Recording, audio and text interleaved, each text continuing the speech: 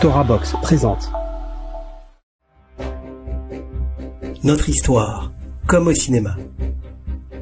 Les grands empires attaquent Jérusalem. Saison 1, Babylone, le lion, avant la catastrophe. Le retour de l'Égypte, 2.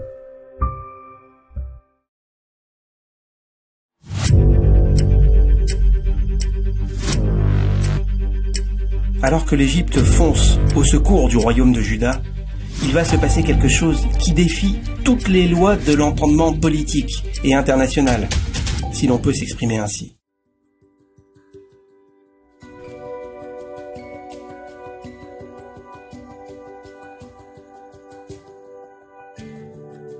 Mais avant de poursuivre, on peut se demander quel type d'alliance le royaume de Juda a-t-il scellé avec l'Égypte ?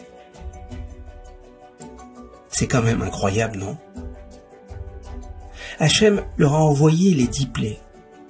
Le pharaon et tous ses dignitaires sont morts noyés dans la mer Rouge. L'Égypte, à la sortie des Bnei Israël, est exsangue. Elle n'est plus que l'ombre d'elle-même. On ne leur a quand même pas laissé un excellent souvenir, non ? Et voilà que plusieurs siècles plus tard, l'Égypte vole à notre secours. L'alliance est-elle crédible ? On peut aussi se poser la question en sens inverse. Comment nous, qui avons fui l'Égypte, après tant de malheurs, qui avons demandé la main d'Hachem pour nous délivrer, qui avons passé tant d'années dans le désert, qui avons reçu la Torah, qui avons encore en cette période le temple, comment sommes-nous aptes, sans aucun complexe, sans aucune gêne devant Hachem, à demander l'aide de l'Égypte ? Nos comportements, parfois, peuvent-ils provoquer un coma de Dieu ? Ce serait d'ailleurs une question à poser à nos grands Rachamim. Nos actes ont-ils provoqué parfois dans l'histoire des comas d'Hachem ? Pardonnez-moi si je m'étends un peu sur ces questions, mais on peut se demander, outre le regard d'Hachem sur cette alliance, quel était aussi celui de l'Égypte ?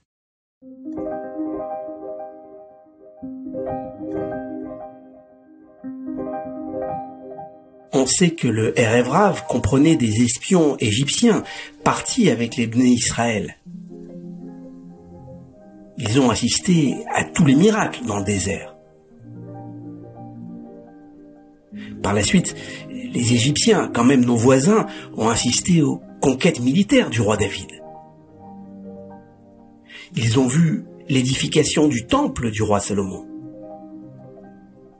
Comme toutes les nations d'ailleurs, ils envoyaient des délégations qui assistaient en direct à la splendeur et aux miracles associés au temple. Le livre des rois mentionne que tous les rois de la terre venaient entendre la sagesse du roi Salomon. Par sa sagesse, on dit que le roi était capable de parler à certains animaux, de commander les vents et de discuter avec les démons les plus puissants qu'il arrivait à contraindre. Chose fascinante, le roi Salomon aurait inscrit sur un mur du temple toutes les maladies répertoriées avec leurs remèdes adéquats. Lorsqu'un homme était malade, il suffisait qu'il se rende au temple et qu'il consulte sur le mur le traitement à prendre. Vous vous rendez compte ? Les Égyptiens étaient témoins de tout cela.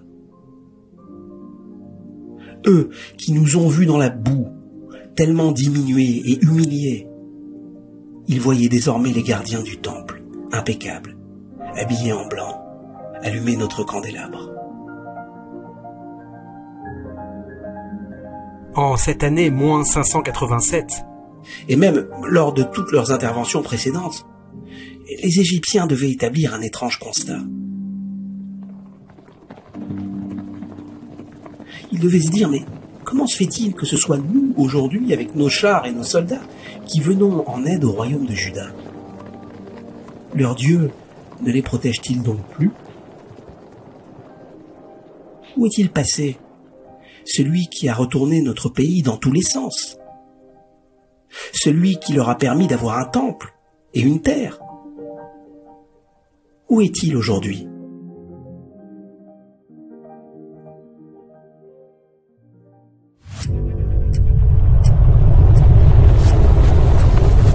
L'Égypte, toutefois, parvient à mettre de côté ses interrogations spirituelles au profit de la politique. Car ce qui prime dans l'immédiat est le jeu des alliances. L'Égypte, en protégeant le royaume de Juda, se protège elle-même d'une possible invasion du lion babylonien. C'est purement géostratégique, rien de plus. N'y voyez là aucune affection. La géographie du royaume de Juda et de l'ancien royaume d'Israël au nord font qu'ils sont la porte d'entrée, la serrure à forcer si l'un des deux grands monstres régionaux voulait s'envahir. En 587, l'Égypte vient donc de toutes ses forces à la rescousse du royaume de Juda. Lorsque le pharaon Apriès file avec toute son armée vers Jérusalem pour la libérer, voilà qu'il passe devant la mer Rouge.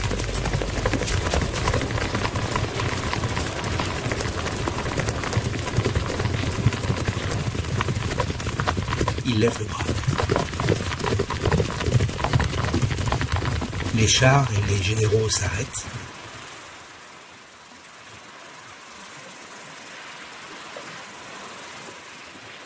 L'un d'eux s'approche du char royal. « Votre Majesté, qu'y a-t-il » Le pharaon ne répond pas. Il regarde la mer.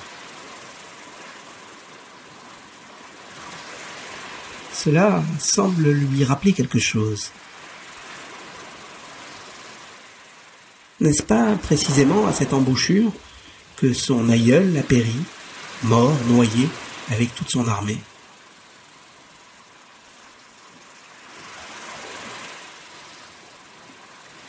Et là, vous savez ce qui se passe?